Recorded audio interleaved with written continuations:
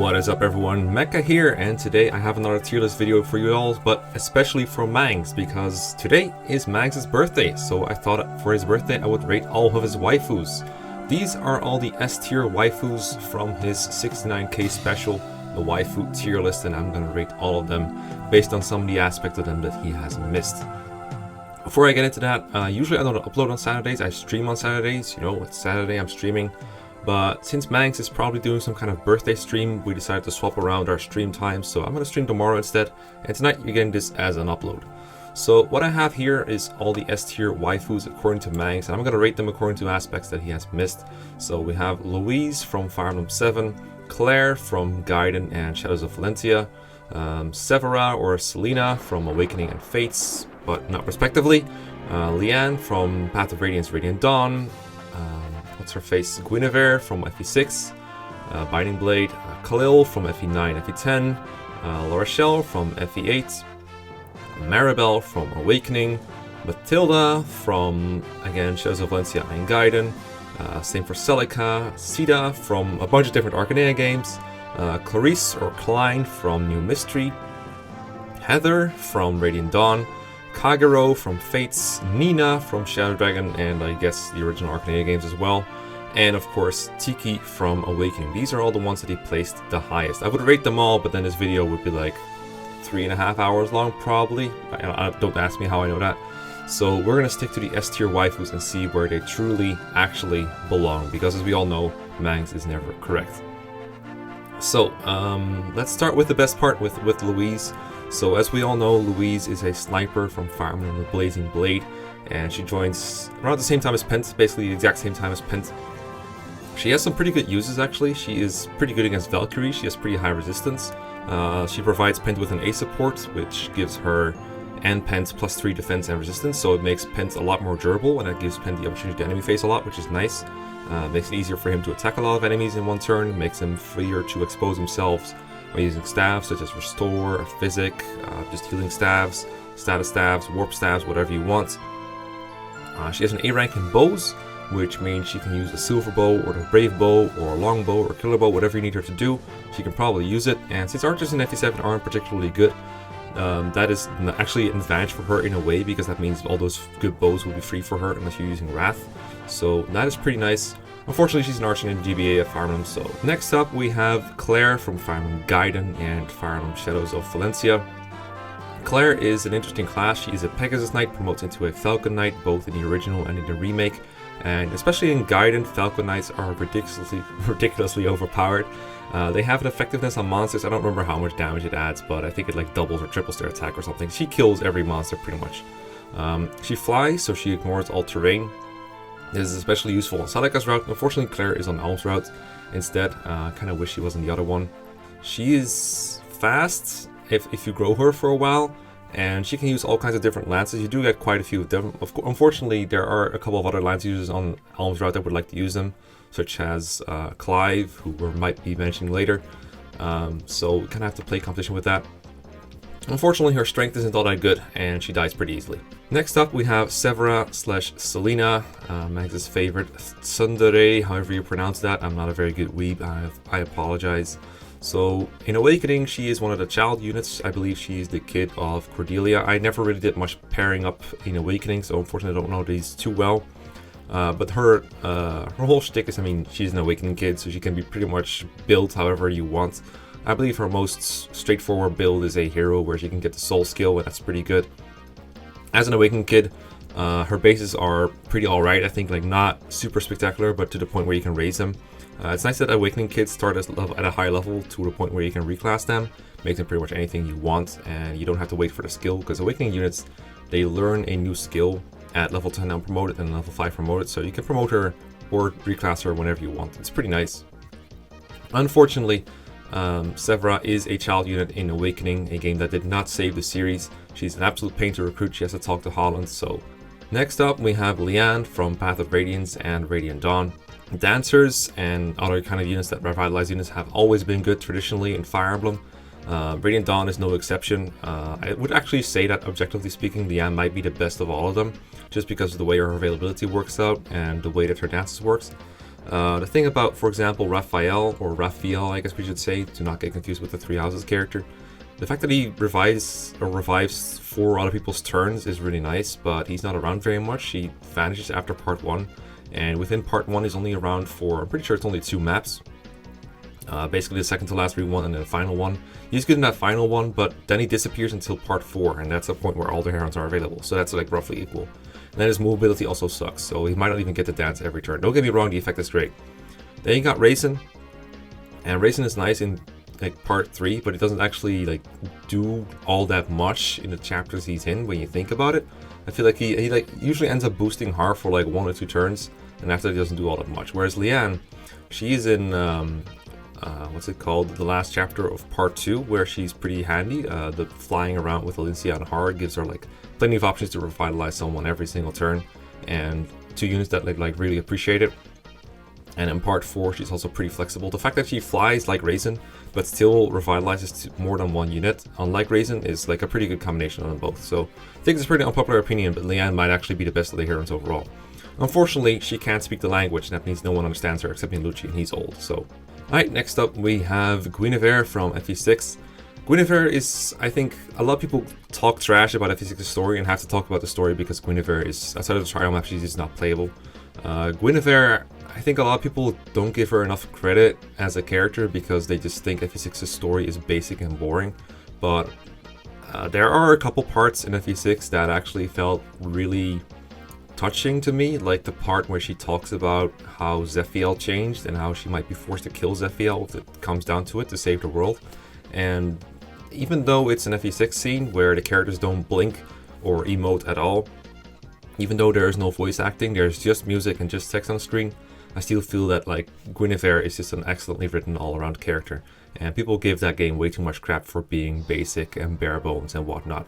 It works as a story, it's beautifully executed, and you shouldn't blame it for being basic or whatever. This is the first GBA game. We can give it a little bit of slack. It's the first game after Caeda left too, which is also like a pretty big strain on Fire Emblem writers to work with, because Caeda is a pretty good writer, and they were really trying very hard to make it work without him, and I gotta give him credit for that. Unfortunately, she could have stopped the war if she just killed Zephyr a little bit sooner. Next up is Khalil from Fire Emblem 9, Fire Emblem 10, Radiant Dawn, Path of Radiance, all those cool games that you can buy for any less than like $50, $60, $70, $100, $2 million. Khalil is a sage in both of her incarnations, and in Path of Radiance and Radiant Dawn, she's an interesting unit, I will say that much. In FE9, she's basically a pre-promote that joins fairly late, but not too late to where she's no longer useful. She can use all the siege tomes at base, which is nice for attacking people from a long distance. She can 2-hit kill almost any enemy type as long as you're playing like hard mode and not a dumb mode like maniac mode, for example. I know who like play that even more than once, but there are some people out there who do that. And she's pretty good there, pretty nice offensively. A little bit on the fragile side, but overall pretty cool. And if you 10, she's not really a pre-promote, she just joins at the same tier as everyone else, so I don't really consider her a pre-promote. But what is nice about Khalil in that game is, I mean, not a whole lot actually. She's only around for like part 2 for like 1 chapter. After that she vanishes until late part 3 when you get the other Crimean Royal Knights back. She has like the same availability as Danvat, even worse actually. And we all know that availability, not Danvat's strong suit. So it's kind of tough to rate her on Radiant Dawn because she's around so very little. Path of Radiance, I'd say she was okay. Unfortunately, in Path of Radiance, she made the choice to wield knives instead of staves, and that's just the worst choice possible for a sage. Okay, the next character that we've got is Rochelle from Fire Emblem 8, The Sacred Stones. Rochelle, I used her in my recent Iron Man FE8. What happened was we were playing the boat map and everything was going well. I was deathless up to that point, and I was playing with plus 31% growth to flex on Mangs a little bit. So the enemies were a bit tougher than normally, not as tough as they might be because I was using flat instead of scaling. I was using scaling instead of flat. Long story short, the enemies were a little bit stronger, but not like too overwhelming, but I was doing fine. I was deathless. And then a gargoyle flies up and hits my promoted molder, and the animation is a little different than it otherwise was, and he actually got crit and died to what turns out to be a 2% crit. So my molder died to a 2% crit, and suddenly I no longer had a high staff level healer. And since Rochelle joined on just that map, there was no reason not to raise her instead. Like, Natasha was low level anyway, so it was pretty much down to her and then the loot that I ended up promoting and grinding staff rank on. So both loot and Rochelle ended up getting A rank staffs and ended up being pretty important for my victory. And she turned out okay. She did a lot of work. Unfortunately, in Sacred Stones, horses only have 6 move when they're being used by troubadours and 7 move when they're used by mage knights or valkyries. And in addition, Rochelle joins as a level 3 troubadour that doesn't gain any extra experience for being underleveled. And she has a D rank staff, which means she can't even use the restore staff to restore people in chapter 14 unless you grind up her staff rank, and grinding is bad. I rest my case. Speaking of troubadours, the next character that we have is Maribel from Awakening. She joins in chapter 5 along with that kid Rickon. And a lot of people resort to using the rescue staff to save her, but you can actually put her on like one free spot that's free from being attacked by enemies on like turn 1 and I think maybe even turn 2. And after that you can just unite her with your army and protect her and keep her safe. It can be kind of tricky. Some people might even game over on that chapter if they were trying to play it on an Iron Man. That happens occasionally. But the point is, Maribel can be saved without the rescue staff use, so she's not negative utility or anything. And from there, I mean, it's tough to rate units in Awakening because that game is like built around grinding and almost doesn't have like any kind of linear progression, so it's tough to even find one standard to rate units on. I know the rescue staff is E rank in Awakening, so her above average staff rank isn't really helping much in that regard, but the higher magic certainly does, because it means she can use the rescue staff better than other people, and in that way she can transport people around and make clears a little bit quicker, so that's what I would say is fairly relevant for low turn count purposes. But other than that, it's pretty tough to grade Maribel. However, she's a total bitch. Next up, I have Matilda from Gaiden and Shadows of Valencia. Now, Matilda is a pretty good, I would call her a pre-promote, yeah, a pre-promoted character from that game. Joins in like part 3 somewhere, I want to say. She's the wife of Clive. Clive and Matilda, one of my favorite couples in all of Fire Emblem, partially because it's canon. It's canon, it's canonically a couple. That gives them a lot of interaction and a lot of cool vibes. And I like that Matilda is like, she's a strong woman that like doesn't necessarily want to be independent, but she can kick ass. If she can kick your ass if she wanted to. That's the point, right? And that makes her super cool. I don't like that their ending is basically like, hey, I'm gonna be the wife for Clive, not even gonna fight anymore. That kind of sucked for me. And just utility-wise, the fact that she is a paladin and the fact that I mean, there's no weapon levels or anything, but she's a pretty good candidate for some of the high-level lances you get. She hits pretty hard, her stats overall are just pretty good for someone you don't have to train at all, and that's super nice. She's closer to Gold Knight than almost anyone else you'll get. Using her is certainly easier than using any of the other paladins / Gold Knights that you get up to that point, whether it's a villager that you reclass or Clive himself. Don't get me wrong, you can use multiple of the same class if you want to, but there are only so many good lances to go around, and Matilda is definitely one of the best users of them.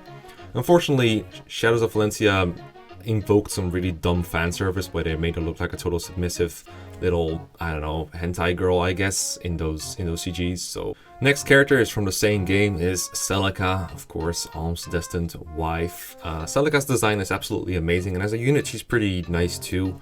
I don't really know exactly how to rate her because I always find her like she doesn't really stand out to me very much when it comes to combat. I know one thing that's like kind of annoying about her is that she doesn't use tomes on enemy face. She uses swords when she's attacked up close, and apparently she's like quite a bit worse at that than using tomes. But on the other hand, she gets some pretty good spells. I think she's the first to learn the Seraphim spell on her route, so she's pretty good against monsters there, particularly that sea shrine dragon that you gotta face.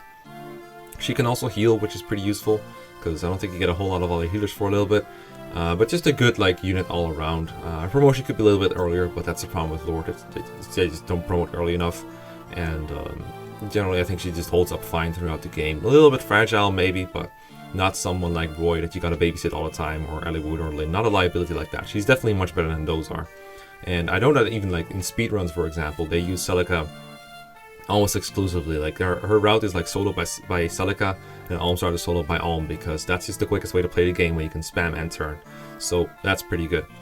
Unfortunately, she gave into that smurf when he said he would save Alm, even though he wasn't trustworthy at all. So next up we have Sita, the flying monster of doom from Shadow Dragon, as well as FE1, FE3 Book 1, FE3 Book 2, and Fire Emblem New Mystery of the Wheel. So Sita is pretty good in the games where she has the Wing Spear. She can one-hit KO almost every enemy that's weak to it, as long as she can force that Wing Spear up to like +4, +5, +6 maybe, depends on what you want to one-hit KO and how much strength you think she's going to get. So she's pretty nice for that. She can boss kill pretty much every boss that's available. I mean, how do you boss kill something that's not a boss? I don't know. But the point is, she's a great boss killer, and that makes her the part of a good warp skip strategy if you want her to be. Not only is she good at like a Pegasus Knight, but she can promote into a Draco Knight, the best class in the DS games by far. Gets ridiculous bonuses in HP, strength, and defense, all of her weak points. So add to that her blinding speed and her ridiculous wing spear, and she can just kill everything. She can even reclass the Swordmaster and murder just about everything else. Even in the original FE1 and FE3, Sita wasn't even bad. She has pretty high weapon level at base to the point where she can use Jake and Silverlands and just one-run people right off the bat if you want her to. Not saying it's the best idea ever. Maybe you want the Silverlands on Jagan for whatever reason. But the point is, even before Wing Spear, Sita was nothing to shake a stick at, but the Wing Spear puts her over the top. I can't think of anything bad to say about Sita. This is the only one you got right so far. Next on the list is Klein or Clarisse. Mangs and I have argued a bit about how to pronounce her name or which localization to use, but the point is, she is an enemy sniper from Fire Emblem New Mystery. She is part of the assassin subplot that involves the Avatar, as well as Katarina, Aramaya, and of course Clarisse herself. She appears in like chapter 3X as like the boss, but she leaves and then you seize the throne without her. You kind of wonder what the point of having her in that chapter was to begin with, I guess to introduce her. And then she comes back for another guiding chapter later on where you actually get to kill her. Mangs actually had me put her on a death counter when I killed her, and that takes up a slot and that annoys me. So next up we got Heather from Radiant Dawn, and she is a rogue that joins in part 2. In the same chapter you get Nephany and Braum. You gotta talk to her, and from there she can steal things. There's not a whole lot of steal in Radiant Dawn. There's like some things that can be fun to steal. In Radiant Dawn you can in fact steal like weapons and everything, which was a huge cause of annoyance for me when we were playing Radiant Dawn, because he kept, I think he like strength abused Heather until she got enough strength to steal like hammers and shit.